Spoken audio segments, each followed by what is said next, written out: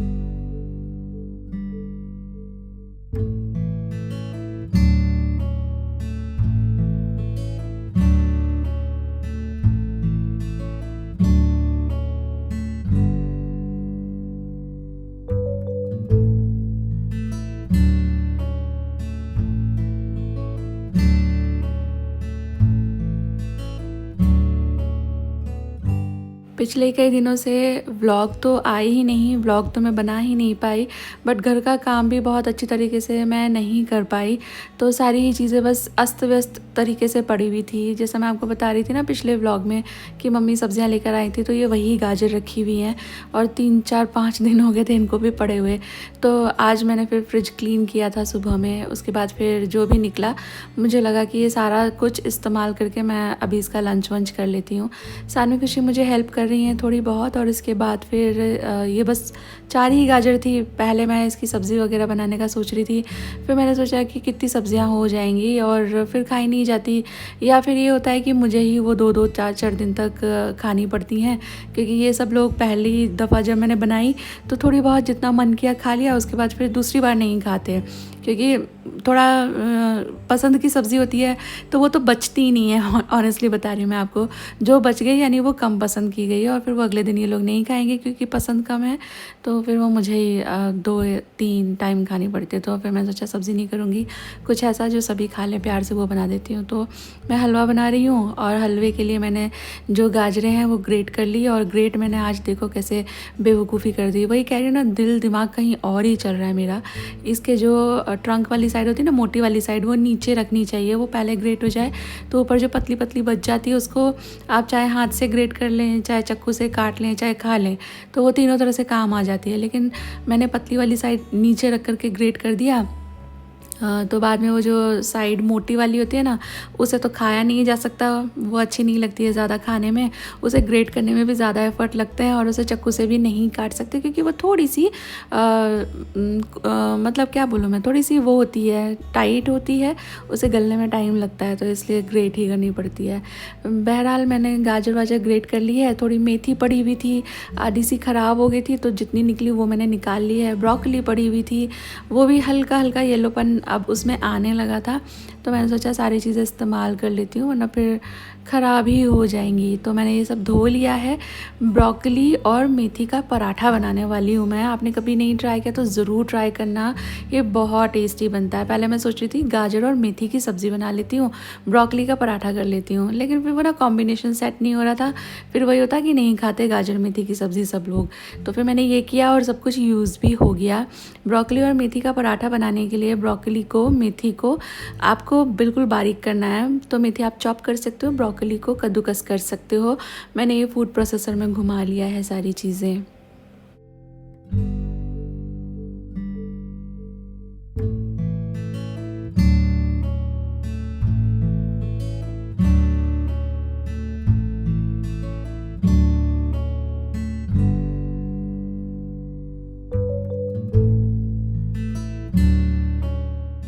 जो हलवा होता है ना उसमें घी, दूध, मावा तीनों चीज़ें डलती हैं, लेकिन आप ये ट्रिक आजमा सकते हो। मैं यूजुअली यही करती हूँ कि मावा अलग से नहीं है, और घी में तो मैं नहीं भूनती गाजर। हमारे यहाँ तो ऐसे सीधे ही बनती है, मतलब गाजर को दूध में पका लिया जाता है, घी में फ्राई नहीं करते, और उसके बाद फिर लास्ट में मावा डाल करके हलवा तैयार हो जाता है। बट मैं क्या करती हूँ, दूध निकाल लिया और बाकी जो दूध मुझे हलवे में चाहिए उसमें मलाई भी मिला करके हलवे में डाल देती हूँ। तो मलाई भूनते भूनते बाद में मावा बन जाती है और उसमें से घी भी छूट जाता है। तो इस तरह से सिर्फ दूध से विद मलाई ऑफ कोर्स मेरा तीनों का काम सॉल्व हो जाता है।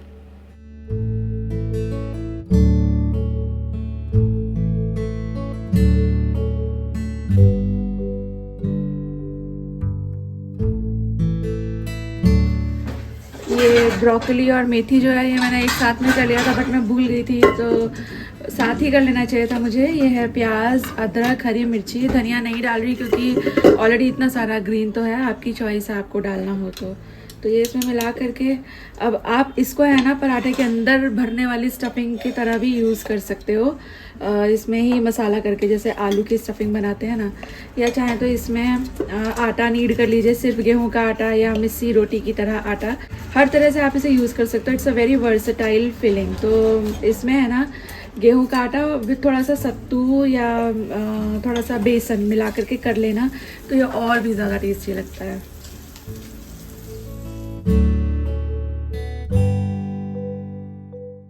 ब्रोकली को निचोड़ने से बहुत पानी वानी निकलता नहीं है। अगर आपने ज़्यादा ट्रंक का हिस्सा नहीं रखा है तो देख लेना, आपको निचोड़ना हो तो निचोड़ लेना, अदरवाइज़ फिर आप डायरेक्टली जैसे स्टफिंग बनाते हैं गोभी के पराठे के लिए वैसे बना सकते हो, या इस तरह से इसी के साथ आटा नीड कर लें। मैंने तो आटा नीड कर लिया है, बिल्कुल बेसिक मसाले डाल करके।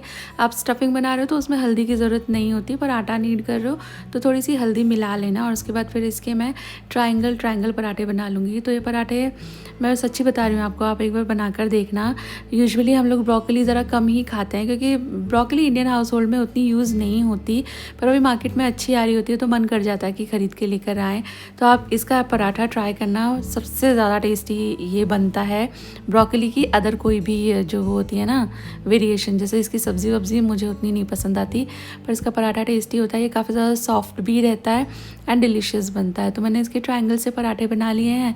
अब इसको घी, बटर, ऑयल जैसे चाहें आप सेक लीजिएगा, और इसे अचार, दही या तो फिर चाय के साथ एंजॉय करना।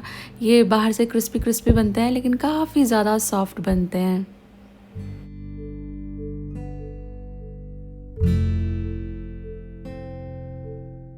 हाँ, ये पराठे आप ब्रेकफास्ट में तो खा ही सकते हैं, ये टिफ़िन के लिए भी बहुत अच्छे हैं। ये कड़े तड़तड़े से नहीं होते, सॉफ्ट ही बने रहते हैं, एंड कितना ज़्यादा न्यूट्रिशन पैक्ड है ये। कई सारी इसमें वेजिटेबल्स हो गई हैं।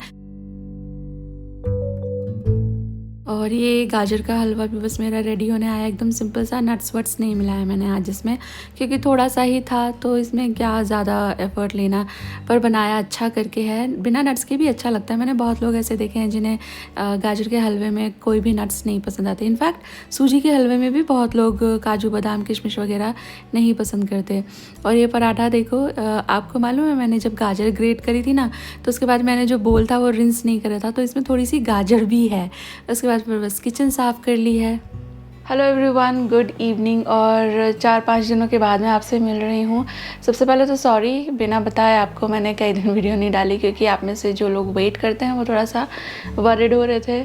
और दूसरा ये कि मैंने वीडियो ना इसलिए नहीं डाली क्योंकि मैंने वीडियो रिकॉर्ड ही नहीं करी, मेरा मन ही नहीं हो रहा था कुछ भी करने जैसा। मैं है ना, I was actually feeling depressed, still feeling depressed. और ये कोई ऐसा 1-2 दिन से नहीं, पिछले कई हफ्तों से मुझे ऐसा हो रहा है कि मुझे कुछ करने जैसा मन नहीं होता। मैं काम करती हूँ क्योंकि मुझे काम करना है, नहीं तो फिर मेरा दिमाग ऐसे घूम घूम के मैं फिर बहुत परेशान हो जाती हूँ सोच के। तो इसलिए I keep my self busy पिछले कई हफ्तों से। वो एक होता है ना, उसे क्या कहते हैं, हैमस्टर व्हील, वो जो अंदर दौड़ता रहता है, बस दौड़ता ही रहता है गोल गोल में, वैसी मेरी हालत हो गई थी। मैं नॉन स्टॉप काम कर रही थी। और काम में देखो, जो रिस्पॉन्सिबिलिटीज़ हैं वो तो है ही, प्लस एज क्रिएटर रिस्पॉन्सिबिलिटी, और मैंने थोड़ा कोलैब का भी मेरा जो कमिटमेंट्स थे वो भी मुझे फुलफ़िल करने थे। तो मुझे ऐसा लग रहा था कि मैं पिछले कुछ वक़्त से ना non stop I was working and I was not feeling good. पर फिर भी मैं हिम्मत जुटा के रोज़ खड़ी हो जाती थी काम करने के लिए। लेकिन फिर लेटली मुझे इतना अजीब फ़ील होने लग रहा था, लाइक मुझे बिस्तर से उठना मुश्किल हो रहा है।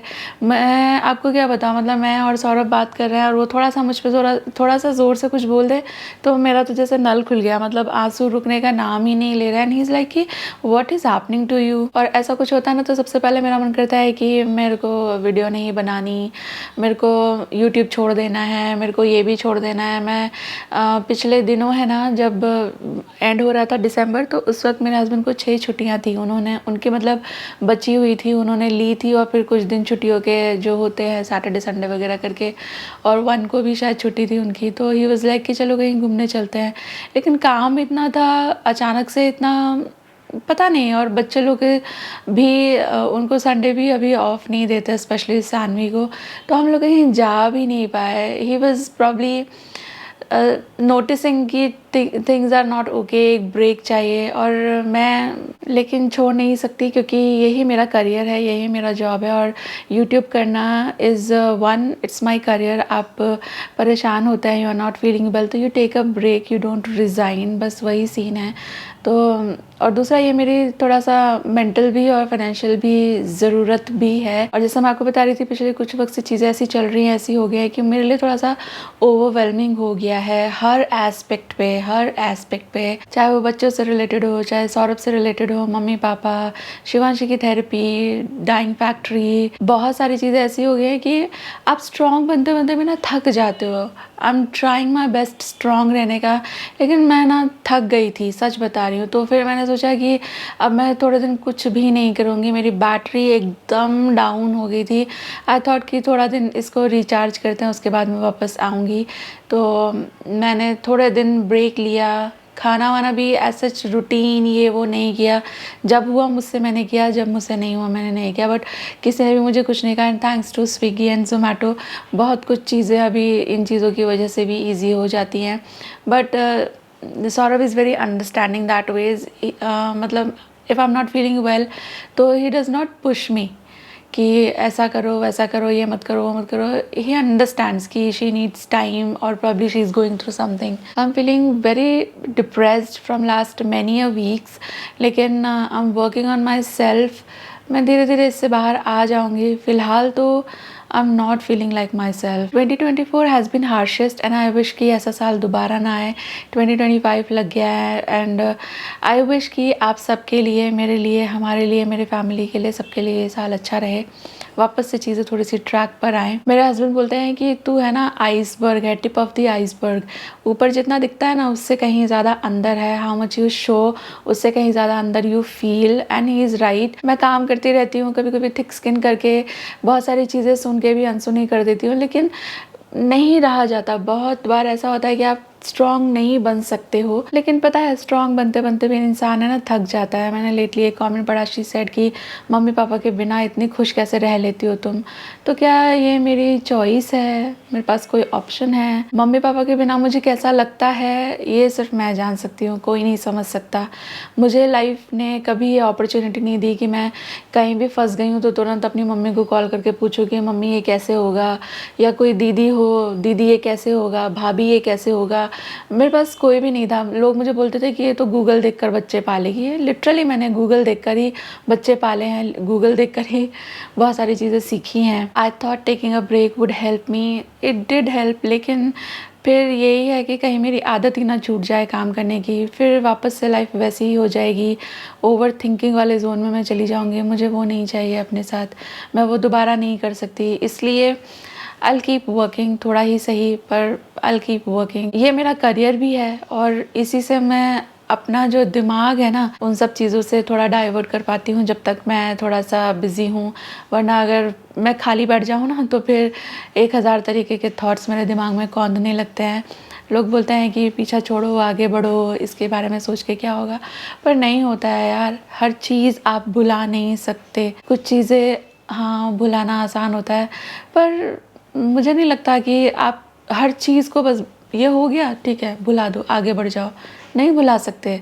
कुछ चीज़ों का वेट इतना ज़्यादा होता है ना कि वो आपको हमेशा याद रहता है, और याद ऐसा रहता है कि जब भी याद आएगा उतना ही वापस से हर्ट करेगा। By the way, new year में आपने कोई रेजोल्यूशन लिया हो तो मुझे बताना। मैंने रेजोल्यूशन लिया है, एक पर्सनल लिया है, वो मैं आपके साथ नहीं शेयर करूँगी, लेकिन एक मैंने करियर एस्पेक्ट भी लिया है कि जैसे मैं पहले आप लोग के साथ ऑनेस्टली चीज़ें शेयर करती थी ना, वैसे ही अब करूँगी। वैसे पहले तो मैं पता कर देती थी कि आप मेरी फैमिली हो, फैमिली मानकर सब बता देती थी, और इस बार इसके ऊपर मुझे कई बार सुनने भी मिला है कि ये क्यों बोल दिया, वो क्यों बोल दिया। तो उसके बाद से मैं थोड़ी सी सिलेक्टिव हो गई हूँ कि क्या बोलना है, क्या नहीं बोलना है, क्या बताना है, क्या नहीं बताना है।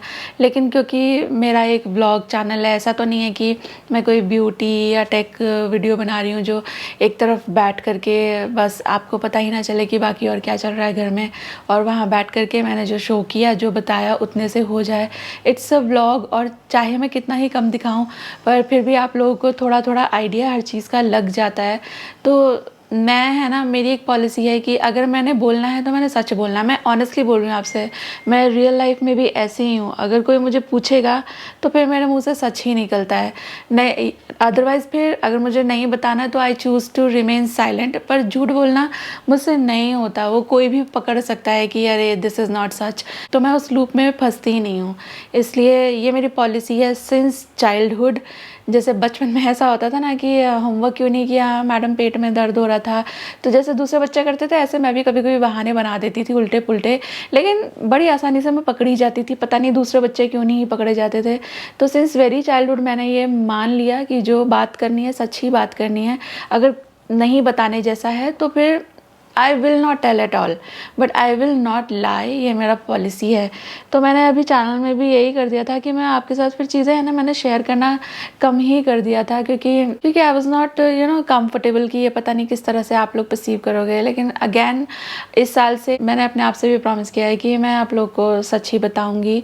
वैसे हमेशा सच ही बताया है, लेकिन पर अभी तक मैं थोड़ा सा छुपा छुपा के ऐसे करती थी। पर अभी इतने साल हो गए मुझे इस प्लेटफॉर्म पे, 6 साल हो गया, बहुत कुछ आप लोगों को पता है, बहुत कुछ यहाँ वहाँ से कैसे कैसे आप लोगों को पता ही है। मैं अपने बारे में रेडिट में पढ़ती हूँ ना, तो मुझे इतनी हैरानी होती है कि यार इतना सब ये लोग को कैसे पता है। तो सब लोग बहुत स्मार्ट हैं, सब लोग को सब पता चल जाता है। तो अभी से आई विल डिस्क्लोज एवरीथिंग, चाहे वो देखो कुछ चीज़ें पर्सनल हैं जो दूसरों से रिलेटेड है, वो मैं नहीं बता सकती। पर मैं, क्योंकि मैं आपको फैमिली बोलती हूँ, आप मेरी फैमिली हो, तो उस हिसाब से मैं आपके साथ चीज़ें शेयर करूँगी जब तक चीज़ें मुझसे रिलेटेड हैं, चाहे उसमें ब्रांड कोलैबोरेशन हो। बाकी you all are very smart and you also understand कि collaborations are also part of this business. Not only me, every creator on this platform collaboration करता ही है। मुझे सब लोग बोलते हैं कि आप इतना खाना बनाती हो, आप खाना बनाने से बोर नहीं होती, आप सारा दिन काम करती हो, आप सारा दिन किचन में रहते हो।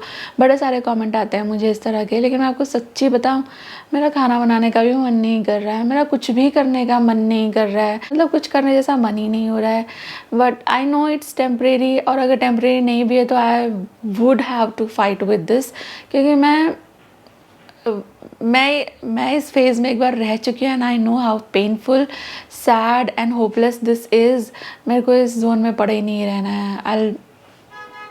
I'll pull up my socks and वापस से काम तो करना ही होगा। तो 2025 का ये पहला व्लॉग होगा मेरा। मैंने इतने दिनों से वीडियो नहीं डाली एंड काफ़ी सारी बातें कर ली मैंने आपसे।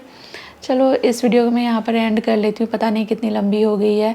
पर मेरी तरफ से happy new year to all of you. Resolution नहीं लिया है तो ले लेना, क्योंकि पता है आपसे ऊपर, आपकी हेल्थ से ऊपर कुछ भी नहीं है। तो बहुत सारा मत सोचो कि ये करेंगे। एक चीज़ सोच लो, मैंने भी एक चीज़ सोच ली है दिमाग में। वैसे 2024 में एक चीज़ अच्छी हुई कि मेरे पैर में जो हो गया था ना, वो मैंने निकलवा लिया। वो मुझे इतने सालों से त्रास दे रहा था, कहीं भी ज़रा सा कुछ हो तो फिर उससे ब्लीडिंग होने लगती थी। तो हाँ, ये एक चीज़ तो अच्छी हुई। बाकी मैंने जितनों से भी सुना है थोड़ा सा हार्ड रहा है वो साल काफ़ी लोगों के लिए। आई विश कि आपके लिए, हम सब के लिए, मेरे लिए ये साल 2025, ये न्यू ईयर बहुत अच्छा रहे, बहुत अच्छा होगा, बहुत अच्छा होना चाहिए। चलिए मैं लेती हूँ आप सभी से इजाज़त, मिलूंगी जल्दी ही नई वीडियो के साथ। Till then all of you take really good care of yourself. Take care, bye bye.